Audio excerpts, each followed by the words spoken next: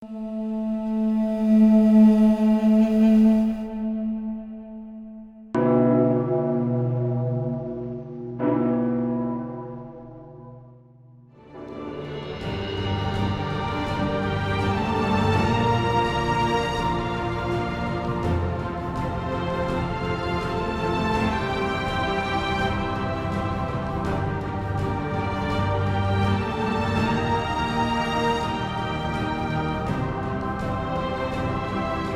hay un poder, hay un intento, más que un intento, ya es una realización, de reingeniería social. ¿Qué es la reingeniería social?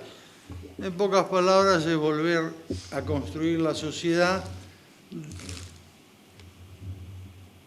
Y yo le agrego anticristiana porque tiene esa característica. Anticristiana, volver a rehacer la sociedad en base a valores anticristianos. Y eso lo venimos viendo desde hace tiempo, pero con mucho más énfasis a partir de la caída del muro de Berlín y la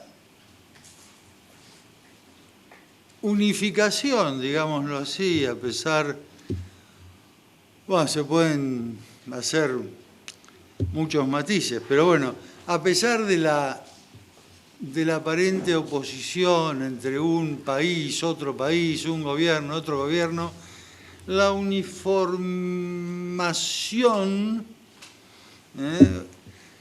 la uniformidad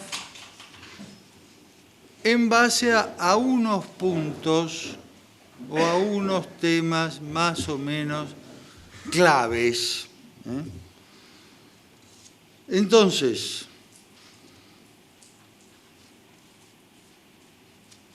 existe la imposición de una reingeniería social anticristiana. Sí existe. Bueno, vamos a tratar de verlo de un modo más o menos rápido.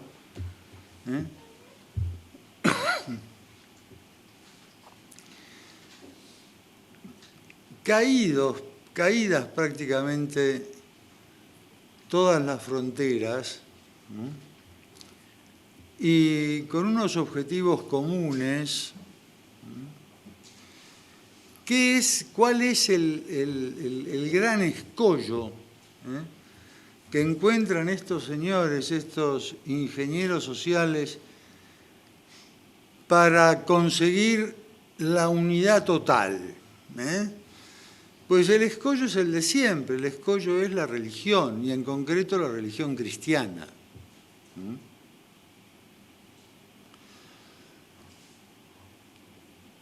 Entonces, ¿qué hacen?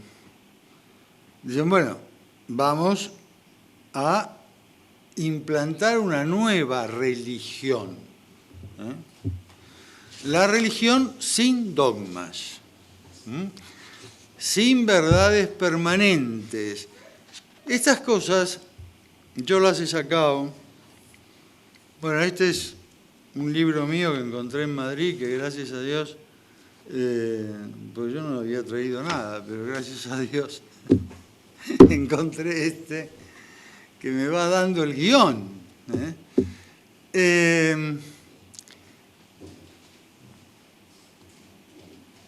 Hagamos una religión sin dogmas. Todo esto lo he sacado de documentos oficiales de las Naciones Unidas y de todas las organizaciones, son muchísimas, y van como autogenerándose. Entonces, primero vamos a tratar de crear una nueva religión.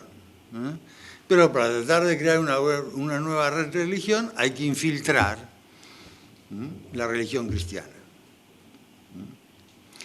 Como punto así focal, que puede haber otros,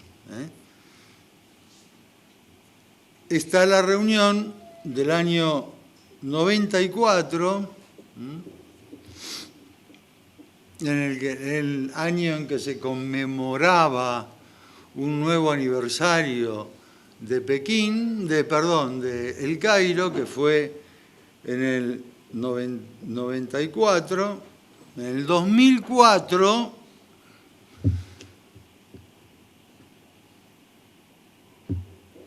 preparándolos la sesión especial de la Asamblea General, hubo en Holanda una reunión del Fondo para la Población, de la UNESCO, patrocinada, por supuesto, por el gobierno de Holanda, y de varias organizaciones más. ¿A qué conclusión se llegó?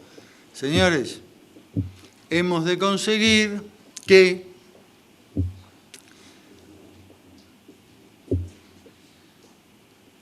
los ministros de las religiones se plieguen a nuestra postura. Entonces, se decide invertir más recursos humanos y más recursos materiales a fin de convencer a los ministros de las religiones. Cuando hablan de ministros de las religiones, hablan de religiones cristianas y en concreto de la religión católica.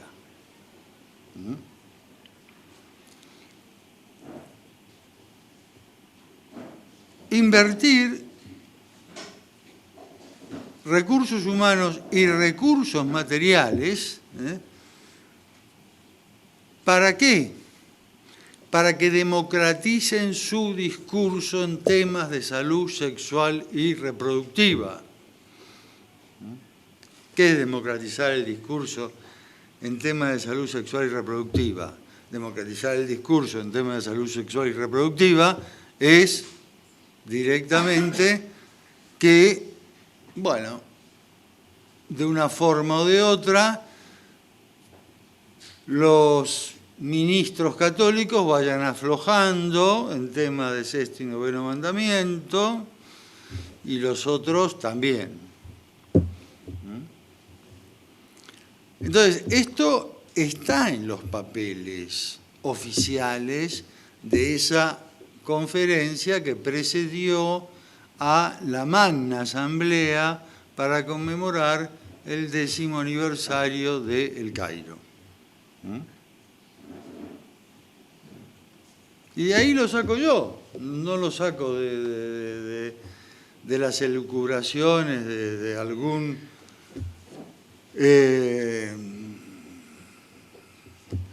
de alguna mente calenturienta por ahí que se pone a... No, está en los papeles, está ahí.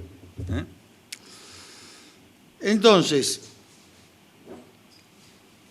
4 años antes se habían gestado los objetivos del milenio para el desarrollo, que han vencido este año y hace 2 meses se han puesto en marcha las metas para el desarrollo sustentable, que son como la continuación de los objetivos del milenio para el desarrollo, por parte de las Naciones Unidas. Bien. Entonces, en los objetivos del milenio para el desarrollo, absolutamente inicuos, como son también, a pesar de lo que pueda decir mi compatriota Monseñor Sánchez Orondo, como que es el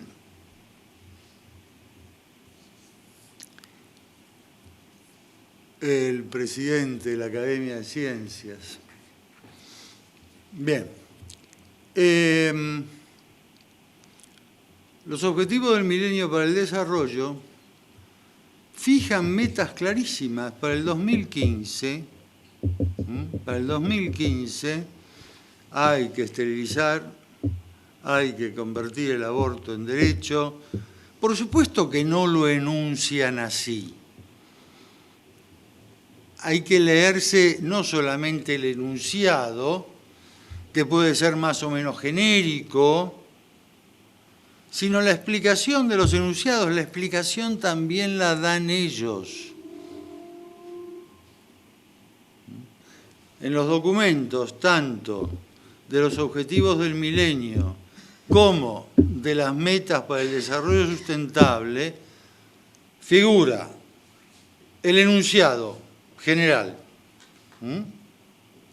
Y después, distintas metas que hacen referencia a ese enunciado. No solemos los medios, los medios no suelen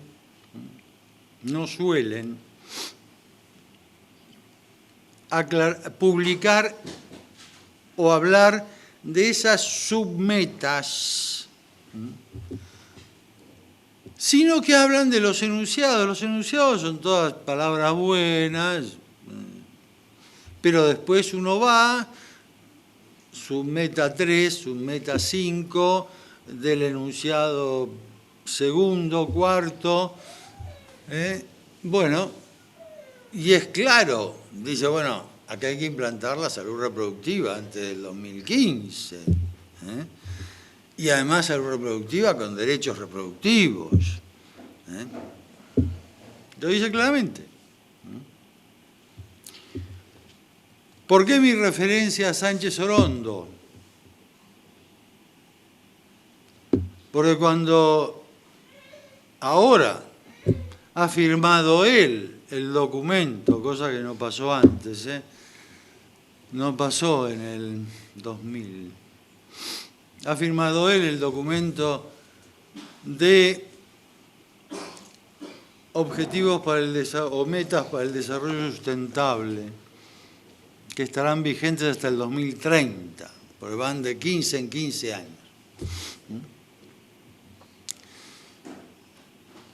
Ha dicho, no, yo no veo en absoluto ninguna referencia al aborto en estas metas. Lo ha firmado en nombre de la Santa Sede, aclaro. Yo no veo ninguna referencia al aborto en estas metas. Y se le ha dicho, bueno, monseñor,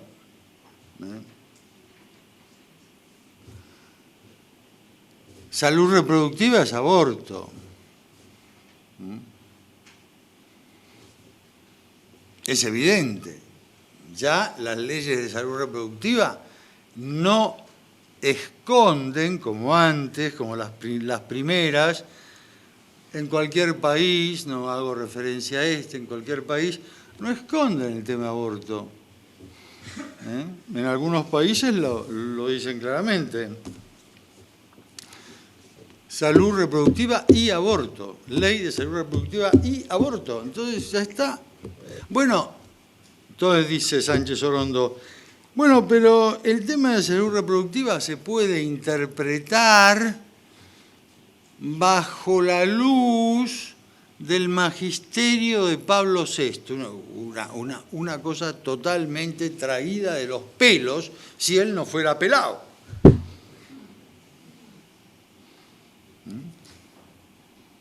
Viajamos en el avión de Roma a Madrid, ahora hace 4 días, veníamos en el mismo avión. Bueno,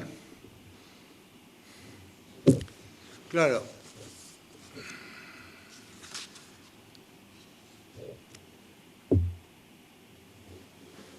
Los objetivos del milenio, la religión y los objetivos del milenio para el desarrollo, tienen su continuación en esto del desarrollo sustentable, Y entonces, ¿quiénes intervienen? ¿Quiénes intervienen en los programas que tienen, o quienes han intervenido en los programas que tienen como base los objetivos del milenio para el desarrollo? Es decir, junto con las oficinas de Naciones Unidas, UNESCO, UNICEF, UNAIDS, que es la del SIDA, el Parlamento de las Religiones del Mundo, que es una especie de nido de gatos, con perdón. No está la Iglesia Católica en el Parlamento de las Religiones del Mundo. No está. Pero es una especie de...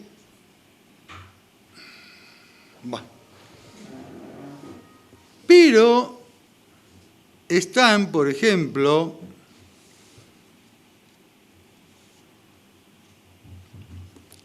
la Universidad de Georgetown,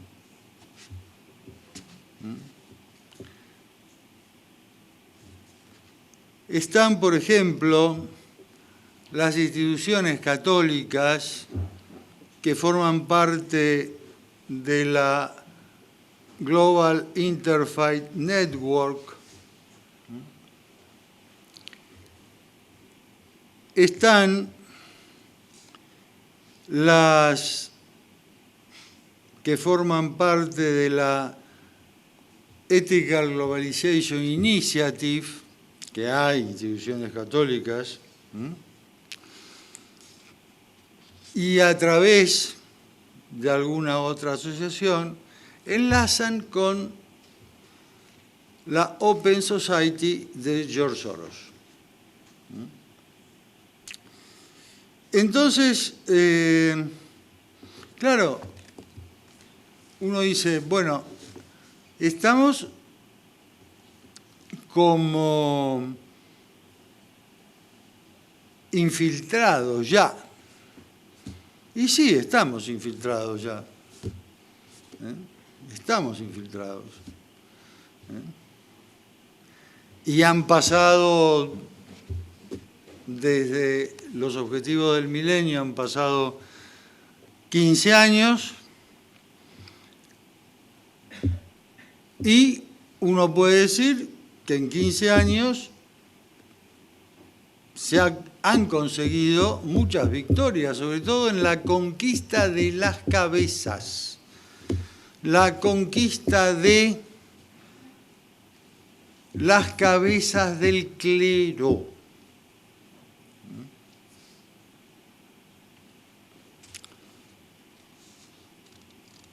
Por ejemplo, una institución, Religiones para la Paz. Religiones para la Paz, que está metida en esta cuestión de los objetivos del milenio. Religiones para la Paz, que tiene a su vez otros programas, otras. Religiones para la Paz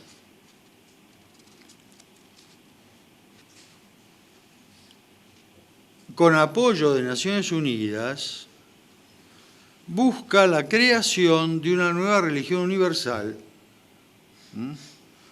para una nueva era dorada de armonía, prosperidad, paz y justicia. El texto base de esta albóndiga, con perdón, religiosa, se compone de pasajes bíblicos de las profecías de Isaías, las profecías de Zoroastro, las promesas del Corán, la visión Sikh, la doctrina Jain, las teorías de Confucio, del budismo, del taoísmo, del sintoísmo y las escrituras Bahá'í. Y por supuesto, como no podía faltar la mención de los pueblos originarios, la religión Sioux. Bueno, todo eso mezclado compone esta nueva Biblia de religiones para la paz. Ahora, uno va a decir, bueno, ¿quiénes están ahí?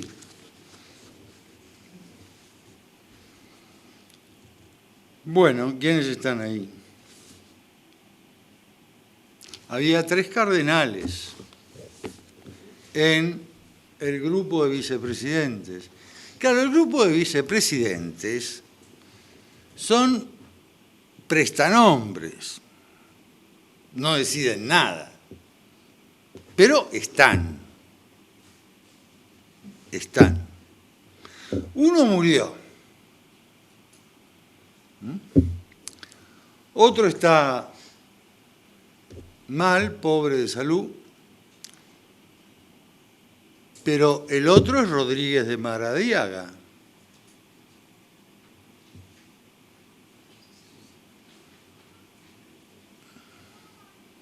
Rodríguez de Maradiaga, que es ahora, en este pontificado, del grupo de los 8 cardenales, parecería que tienen mucha base en el Vaticano, no lo sé. Entonces, claro, ¿estamos infiltrados? Sí, estamos infiltrados. Religiones para la Paz recibe donaciones del Catholic Relief Service, que es la Cáritas norteamericana,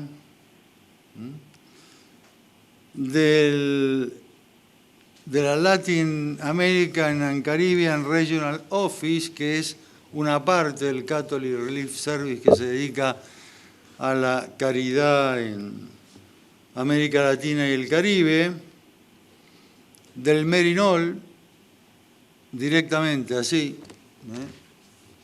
de la congregación Merinol, aparte de recibir donaciones de la USAID, la UNESCO, la UNICEF, el Fondo para la Población, UNIFEM y el Fondo para el Desarrollo de Naciones Unidas, todas estas últimas.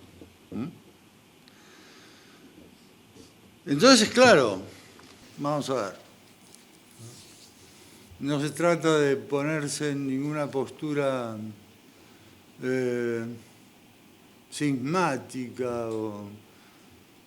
No, se trata de discernir, por ejemplo, uno a quién le da el dinero. Porque, no, yo le doy el dinero a Cáritas, pero ojo, Cáritas hizo suyas los objetivos del milenio para el desarrollo.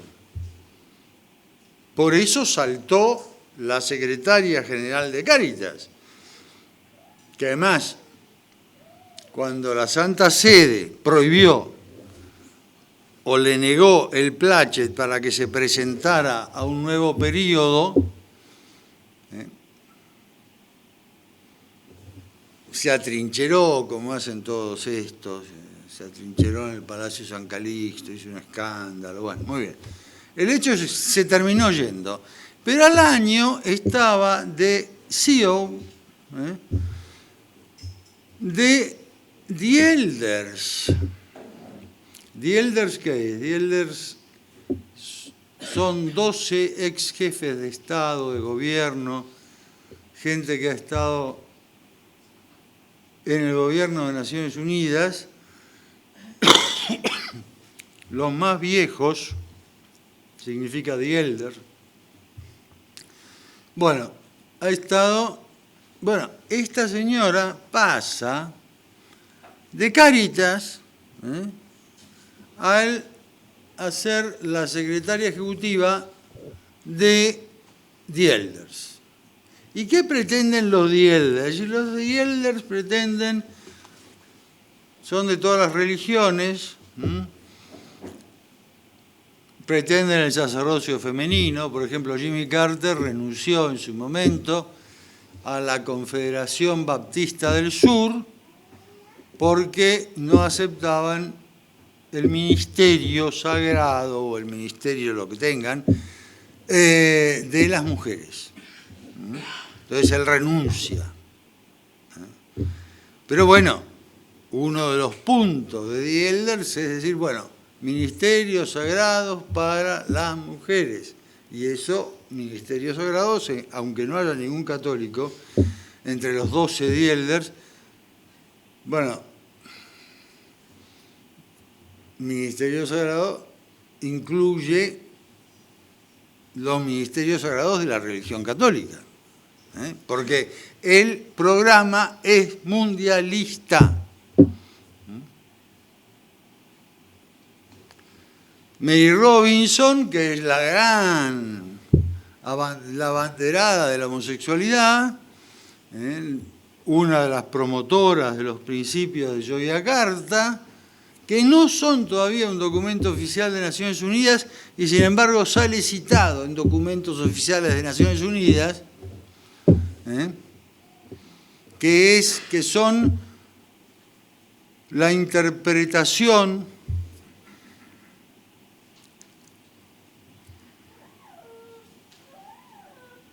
más que la interpretación, es la lectura homosexual de la Declaración de Derechos Humanos. Así. Entonces, bueno, se reúnen en Yogyakarta, es una población de Indonesia, lo hacen, sale a la luz, tratan de imponerlo, no se los recibe. Los argentinos tenemos el triste, entre muchas cosas tristes que tenemos el triste antecedente de haber prestado la sede diplomática argentina ante la ONU para presentar los principios de Yogyakarta en la ONU. Siendo embajador en Naciones Unidas, que estaba ahí, un supuesto excelente católico. Pero bueno.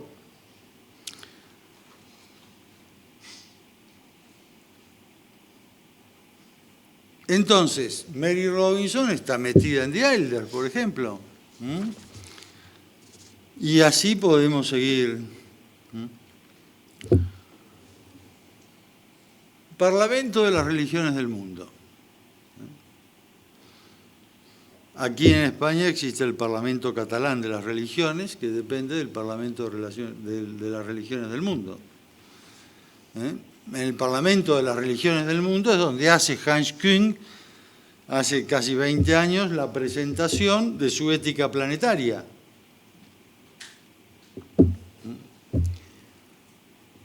Bueno, Parlamento de las Religiones del Mundo. Una de las cosas, estoy dando saltos, por supuesto, estoy mostrando así una especie de escorzo de las cosas, porque una de las cosas que pretende el Parlamento de las Religiones del Mundo es imponer la Carta de la Tierra a las religiones individuales. La Carta de la Tierra fue hecha para sustituir los 10 mandamientos, eso lo declaró en el año 92 Gorbachov, uno de sus redactores.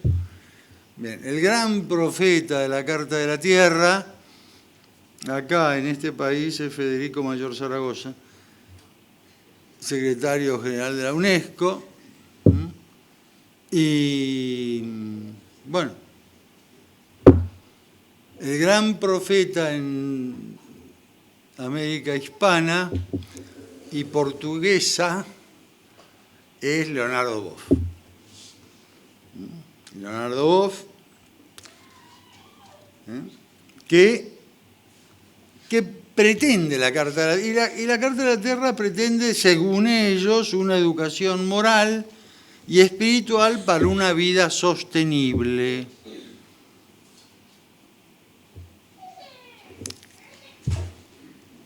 En el año 2002, 2003, yo escribí un libro que ahora se va a reeditar en Buenos Aires, que era El desarrollo sustentable de la nueva ética internacional. Bueno, sustentable, sostenible, que nos vayan sonando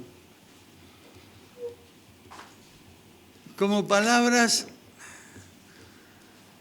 que no van en un lenguaje cristiano. El lenguaje del desarrollo sostenible lo inventa la doctora Brundtland allá por los años 70. Doctora Brundtland, que fue la abanderada del aborto y la homosexualidad en las Naciones, en la Organización Mundial de la Salud, que la sacaron porque le fallaba el tema económico, no sé, pobre doctora, tenía unos asesores económicos poco transparentes, digámoslo así. Y entonces la sacaron. No llegó a completar su mandato, pero los años que estuvo hizo desastres en la Organización Mundial de la Salud, allá por el final de los 90. Entonces, sostenible, sustentable, que nos vaya sonando como algo que no hay que por qué acudir a esas palabras, elijamos otras.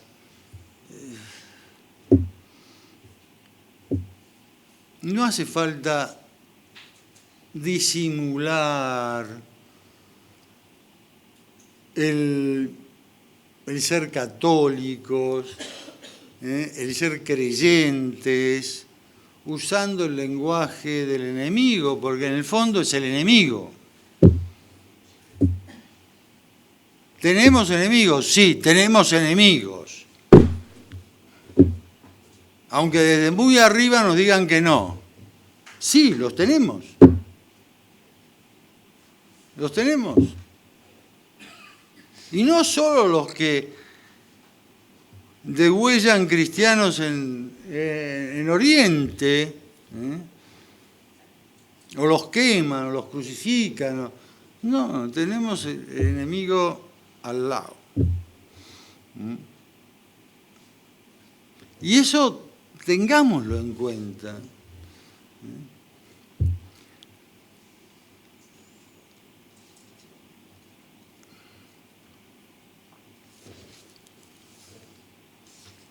Bien.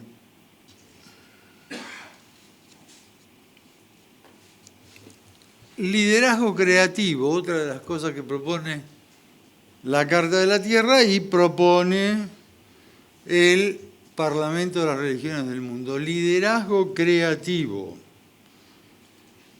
en las personas y comunidades religiosas. Sí, macanudo, liderazgo creativo, pero ojo, distingamos qué liderazgo creativo. Porque es que no quiero poner ejemplos de nada, pero un sacerdote no puede salir al altar vestido de piel roja.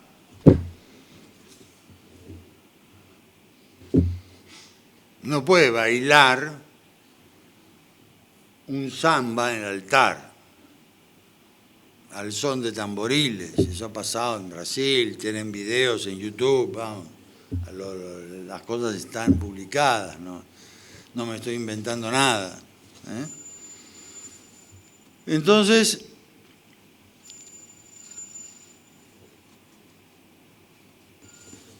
se llega hasta la visión totalmente panteísta que tiene Leonardo Boff y tiene la Carta de la Tierra, al menos en la zona de Latinoamérica.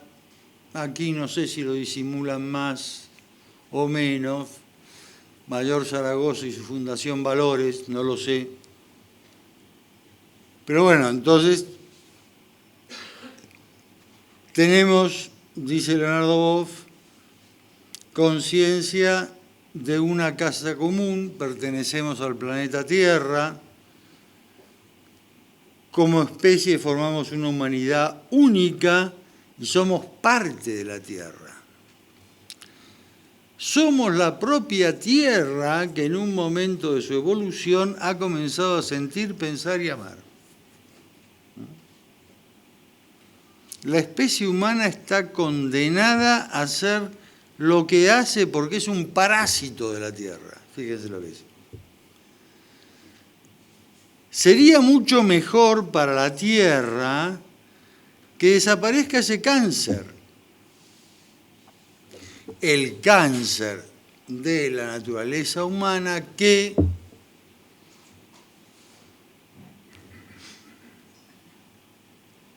es predicado por el ecologismo.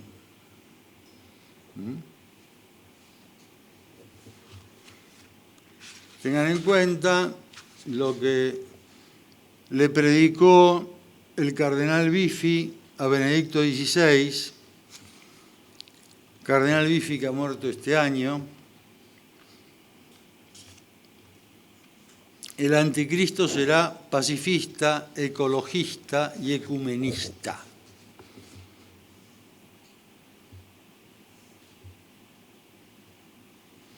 Bueno, el ecologismo se basa en esto que predica Boff en concreto. Es mucho mejor para la Tierra que desaparezca ese cáncer, la naturaleza humana.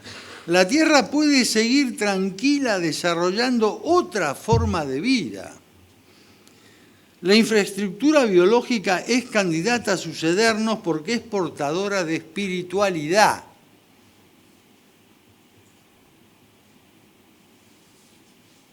Es decir, vamos a ver, de acá al es decir, de estas palabras al materialismo más ramplón, no hay ninguna diferencia.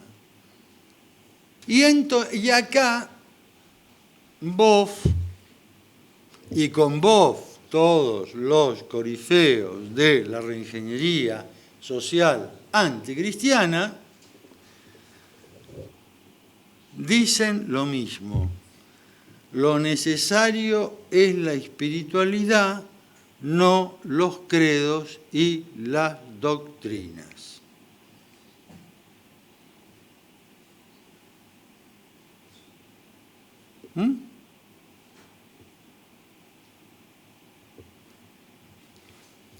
Esta es una frase de Boff que ha sido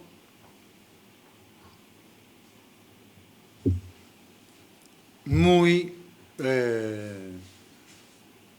digamos, muy usada, no solo por Boff, sino por otros.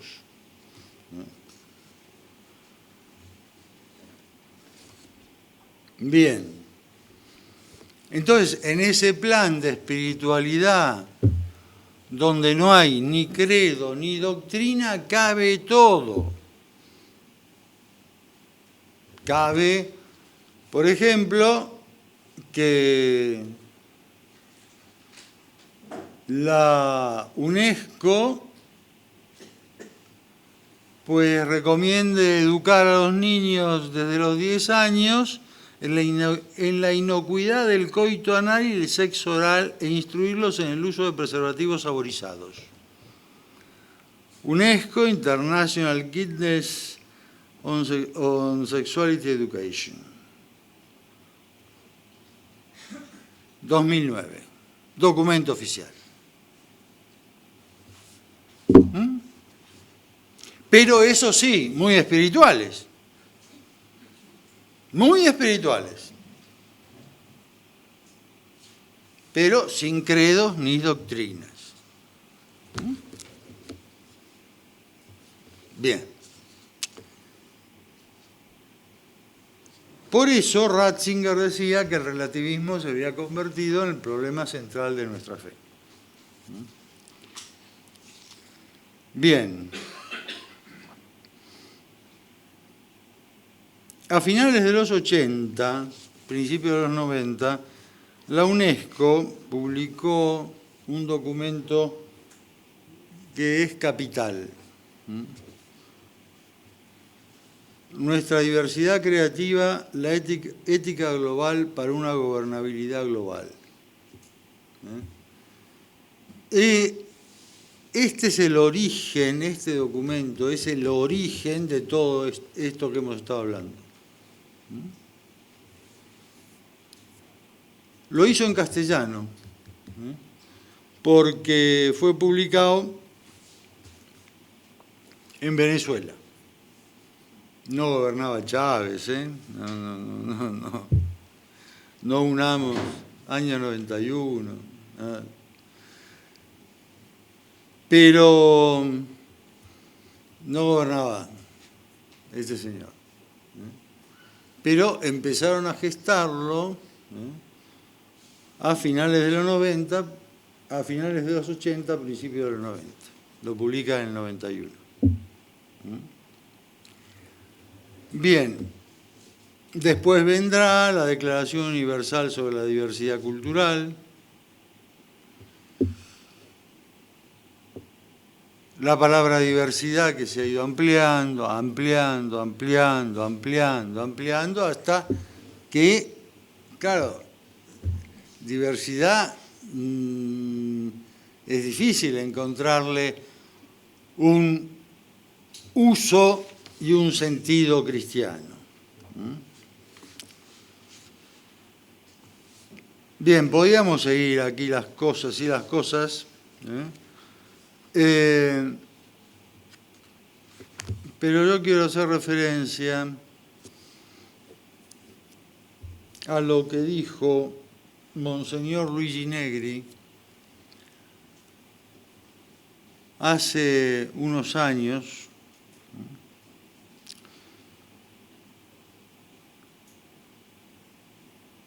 a raíz de la decisión tomada por la Corte de Derechos Humanos de Estrasburgo, que después se cambió, pero en ese momento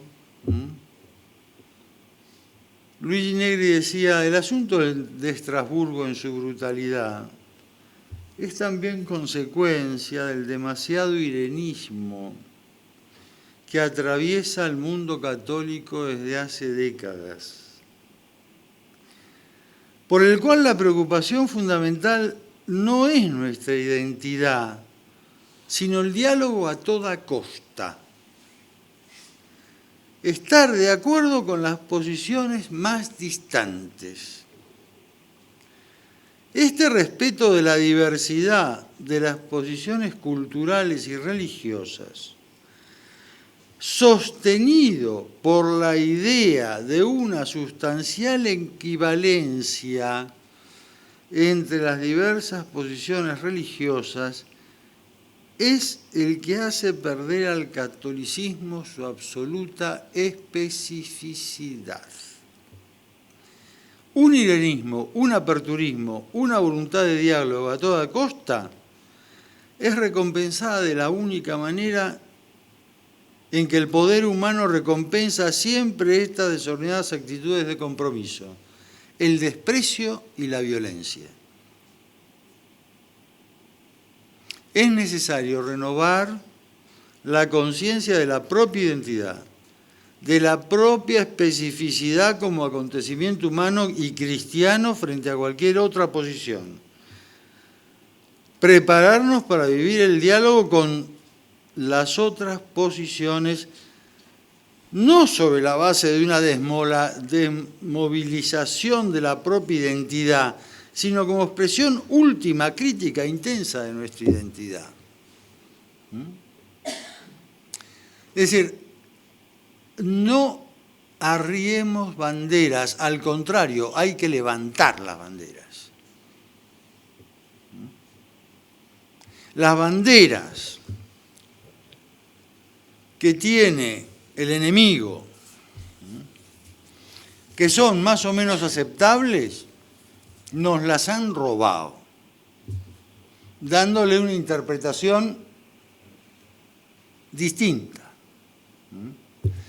Bueno, levantemos las auténticas banderas cristianas y preparémonos para pelear, porque vamos a tener que pelear. Y acuérdense de la frase del cardenal Biffi. El anticristo será pacifista, ecologista y ecumenista. Y está publicado ese libro de meditaciones que le dio el cardenal Biffi a Benedicto XVI.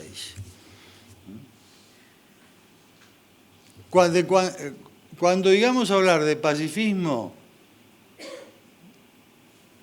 que empecemos a sospechar. Igual que de ecología.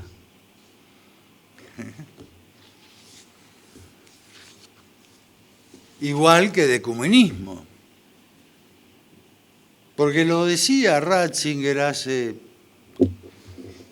más de 20 años a los presidentes de comisiones de fe y cultura de las conferencias episcopales de América reunidos en Guadalajara. Lo decía, sentarse a la mesa del diálogo no es poner nuestras creencias a la misma altura de las creencias de los demás. El diálogo es una cosa, es el diálogo platónico. Claro, no lo entendimos, no lo entendieron los obispos latinoamericanos, y supongo que habrá dicho lo mismo alguna vez acá, en Europa, y parece que tampoco lo entendieron, ¿no?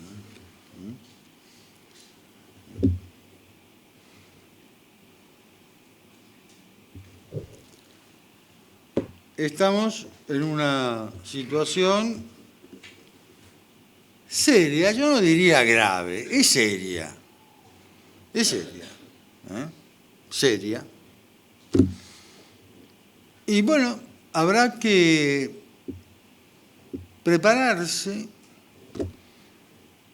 Tampoco hay que abundar demasiado. Las 1001 consecuencias de estos temas están a la vista de todos, en todos los periódicos, en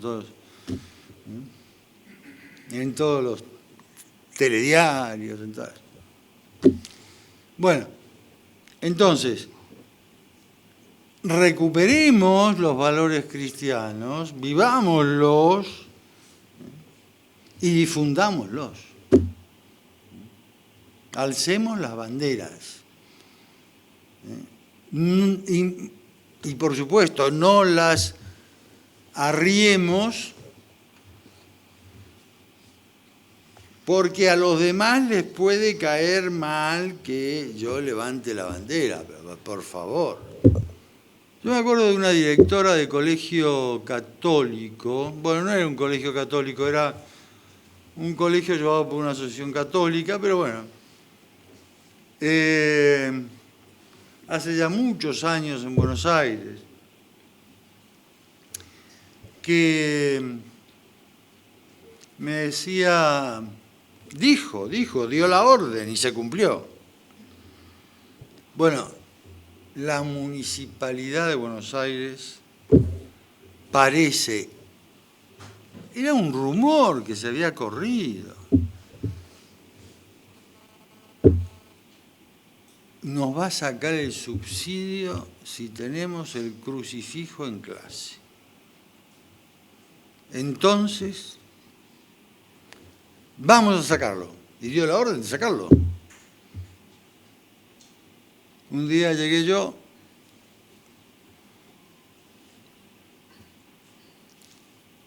y vi que faltaban los crucifijos de todas las clases. Digo, ¿qué pasó? Bueno, entonces fui a verla. Y me dice, bueno, pasó esto, no. Nos van a sacar el subsidio, y si nos sacan el subsidio tenemos que cerrar el colegio. Y bueno, cerrarlo. Que siga solamente la parte asistencial. Era un colegio un tanto mezclado, porque era colegio a la mañana y a la tarde parte asistencial. Se ayudaba a hacer los deberes a los chicos, a estudiar, se los tenía hasta las 6, 7, 8 de la tarde, que venían los padres del trabajo a recogerlos, y mientras tanto se les daba de almorzar, como se dice acá, de comer, se tomaba el té con ellos, al final se les daba de comer, estaba para eso. Pero... Cierran el colegio, cerralo, sigamos con la parte asistencial. Chao. No. En previsión de lo que pudiera pasar, que nunca pasó, sacamos los crucifijos. No hagamos eso, porque eso es la mejor manera de que los demás avancen sin tener, de que el enemigo avance sin tener que vencer ningún obstáculo.